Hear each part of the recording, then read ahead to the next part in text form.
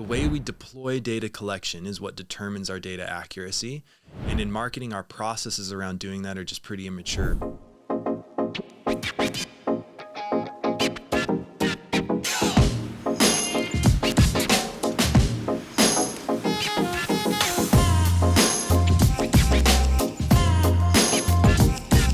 Welcome back to AdMind. My name's Adam Collings. I'm the Director of Marketing. I'm here with Mike Query, our founding engineer. Mike, how you doing?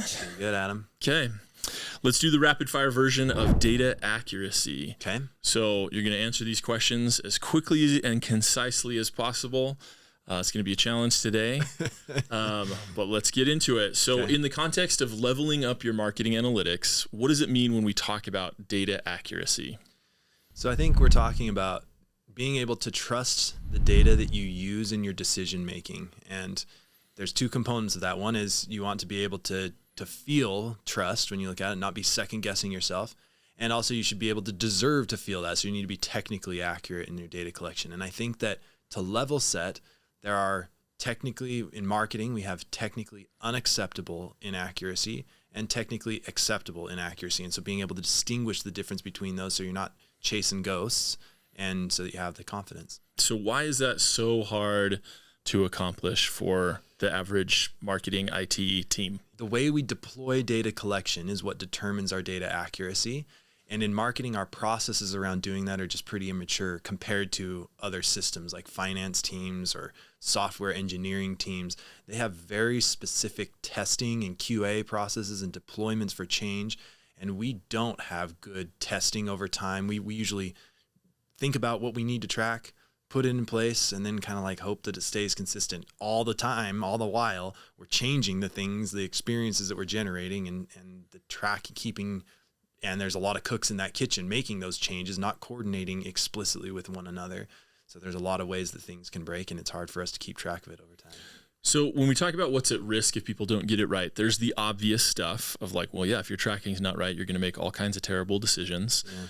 Let's just what's the funniest or most dramatic wrong data collection number story? Like when I put you in that lane, what's the first one that comes to mind? One of the first ones that comes to mind is there's an SEO consultant who was working on a fairly big project, and he was like dead convinced that there was a problem between paid traffic attribution and organic traffic attribution. And in his favor, he thought that the organic traffic is definitely doing better than we say that it's doing.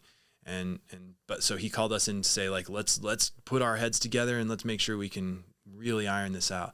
And what we found out was that all of the paid traffic that was coming from Google was having attribution stripped as a result of some redirects and things. And so it was looking like organic traffic. So the organic traffic numbers, this guy came in and said, let's go prove how awesome the organic world has been. And it was actually the polar opposite reverse. Wah, wah. Wah, wah. Oh, dang. Sorry, man. Yeah. Glad it's like global improvement, but for your world, that sucked. Yeah. I think just in the time that I've been here, one of the more dramatic ones was when you get called in to do a fire drill. It's, hey, our world is on fire. Session counts to this particular page are down historically, and you elicit the services of 4 different agencies who are now all dropping everything and putting 3 or 4 people and all pointing fingers discovery. at each other. Yeah, they're all it was pointing. Those guys. It was those guys. Like that it's probably those guys. Yeah, where they're all pointing at the other person. Come to find out that the thing that generated the influx of traffic the first time around was a bot that somebody had running some sort of script.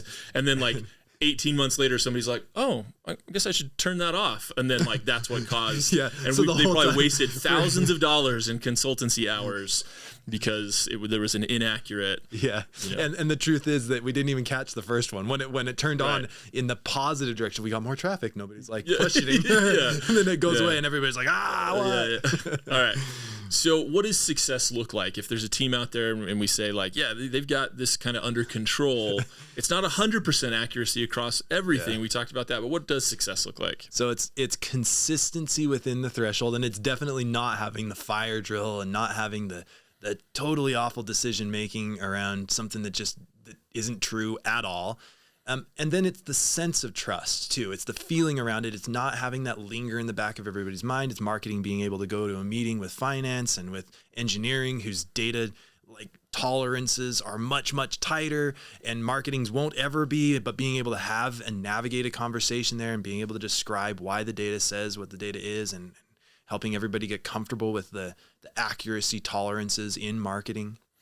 So it feels like a lot of the ability of doing this correctly is platform agnostic, meaning like you're not missing some tool or something. Mm-hmm. It's having the right skill set on your team in order to do this with a meaningful level of effectiveness. Yeah. So walk me through what the skill sets are that you would need in order to get to that success place. Yeah. So I think that you definitely need, good architecture. So a good analytics architect helps prevent a bunch of problems by just designing a collection system at the beginning that is fail safe.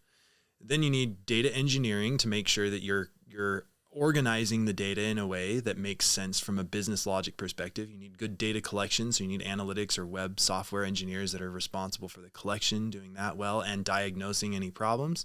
And then you got to make sure that your visualization, your actual human to data interface, the way you look at your data, is accurate in its presentation as well. So it sounds like those are the things that we do here at AdMind. We help, because this is our job, is helping marketing teams build out their analytics practices. We have the skill sets that fit those gaps. So if somebody's listening to those things going, you know what, we have some of those, but we don't have dedicated people with dedicated proficiencies in there, then it's probably worth reaching out. Absolutely.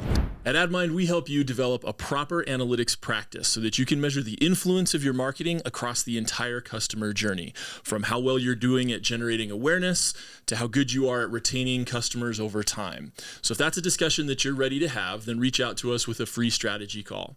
If not, then stay connected to us on LinkedIn and YouTube until you are ready for that call. Your marketing efforts do so much more than just generate clicks.